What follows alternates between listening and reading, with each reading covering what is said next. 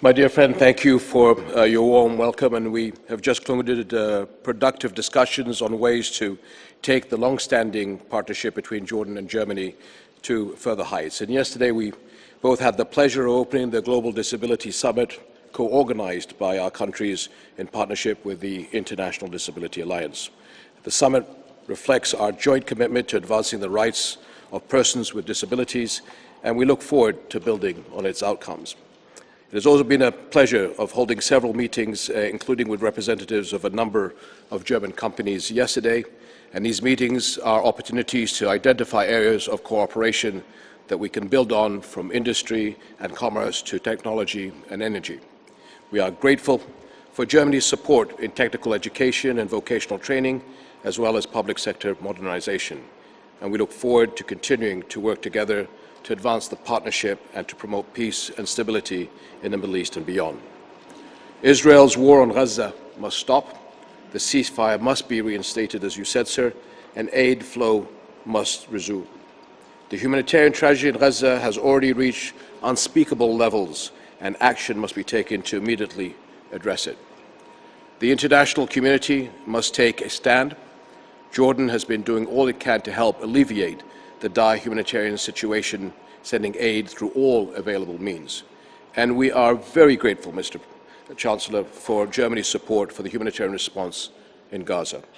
Reinstating the ceasefire and implementing its phases will enable these efforts to continue.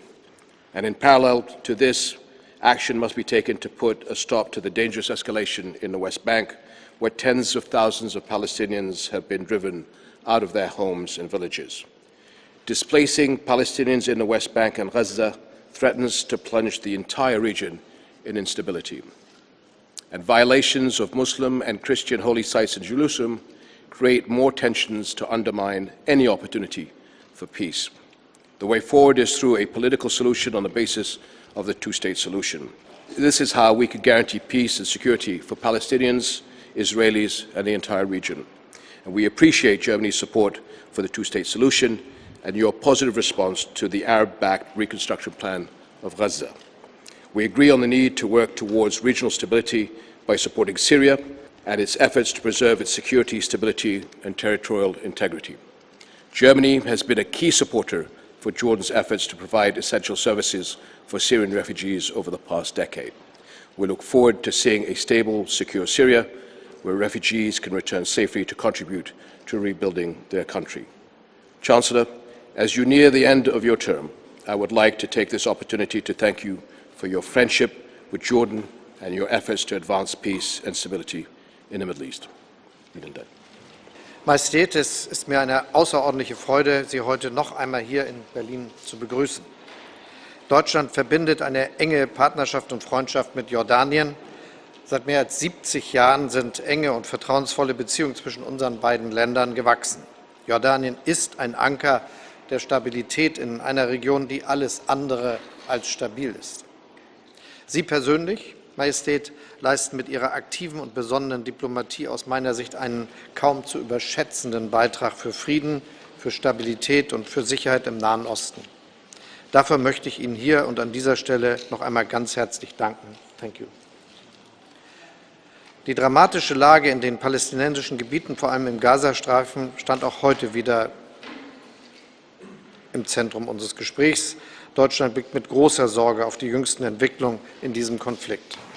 Es braucht jetzt eine Rückkehr zum Waffenstillstand, und es braucht ganz dringend humanitäre Hilfe für Gaza.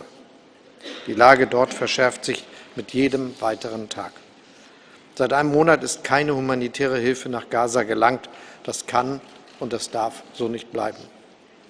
Viel zu viele Menschen leiden an Hunger und daran, dass die brutale Gewalt anhält und es überall an medizinischer Versorgung fehlt. Klar ist für uns, ein nachhaltiger Friede, der neben Gaza auch die Lage im Westjordanland stabilisiert, kann nur durch eine politische Lösung erreicht werden. Deshalb müssen wir zu ernsthaften Verhandlungen zurückkehren, mit dem Ziel, eine Nachkriegsordnung für den Gazastreifen zu vereinbaren. Dabei hält Deutschland weiter an einer verhandelten Zwei-Staaten-Lösung fest, die einzige nachhaltige Lösung für Frieden und Sicherheit im Nahen Osten. Jordanien spielt hierbei eine herausragende Rolle. Durch seine diplomatischen Initiativen und Ihre persönlichen Anstrengungen, durch die immense jordanische Unterstützung für humanitäre Hilfe und durch die stabilisierende Rolle des jordanischen Königshauses als Hüter der heiligen Stätten. Auch die Situation in Syrien hat uns heute natürlich beschäftigt. Die Situation vor Ort bleibt angespannt. Das Land hat noch einen weiten Weg vor sich. Hunderttausende Syrerinnen und Syrer haben in Jordanien Schutz gefunden. Wir wissen, welche große soziale und wirtschaftliche Herausforderungen das mit sich bringt. Wir sind Jordanien für seinen Einsatz zutiefst dankbar. Deutschland wird auch weiterhin ein verlässlicher Partner sein, sowohl bei der Unterstützung der Geflüchteten als auch bei der Stabilisierung und der wirtschaftlichen Entwicklung in Jordanien und seinen Nachbarstaaten. Unser Austausch heute hat erneut gezeigt, Deutschland und Jordanien stehen Seite an Seite, wenn es darum geht, Frieden zu fördern, humanitäre Hilfe zu leisten und Perspektiven für eine bessere Zukunft zu schaffen. Ich danke Ihnen, Majestät, für den offenen und konstruktiven Dialog heute und in den zurückliegenden Jahren. Your Majesty, during your recent European tour, you have engaged with several European leaders. How do you assess the current Jordanian-European relations, and what joint efforts are being made to address the pressing regional developments? Thank you. Well, obviously, we've had a very good, successful visit here in Germany, as we've done so with other countries in Europe. I believe that we're at a stage now where Arab and European relations are even stronger, and we're working closer together to see how we can deal with the challenges in our area. So obviously, foremost is putting the end of the war in Gaza as quickly as possible, and looking at how to move forward, having come from the United States, talking about reconstruction and the political process, hopefully, that allows us to move forward in our part of the world to solve our problems. And again, we're not just talking about the Israeli-Palestinian issue, we're looking at, hopefully, what is happening in Lebanon as well as in Syria. So I will be meeting other European leaders in the next couple of weeks, but I can say because of this relationship, this has been very fruitful and engaging on how to move forward in the coming months. Majesty, sehen Sie die USA noch als verlässlichen Verbündeten, weil US-Präsident Trump ja auch die Pläne der israelischen Regierung unterstützt, dass möglichst viele Palästinenser den Gazastreifen verlassen sollen und dann in Ägypten oder in Jordanien Aufnahme findet? Also sind die USA noch ein verlässlicher Verbündeter? Thank you.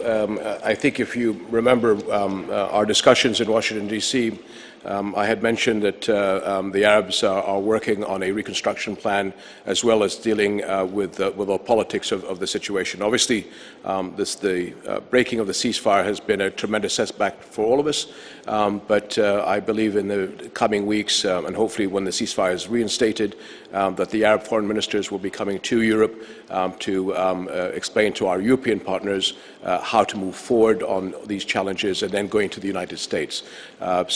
We do hope that we will have a very articulated plan on the rebuilding of Gaza that can get the buy-in of everybody. Thank you.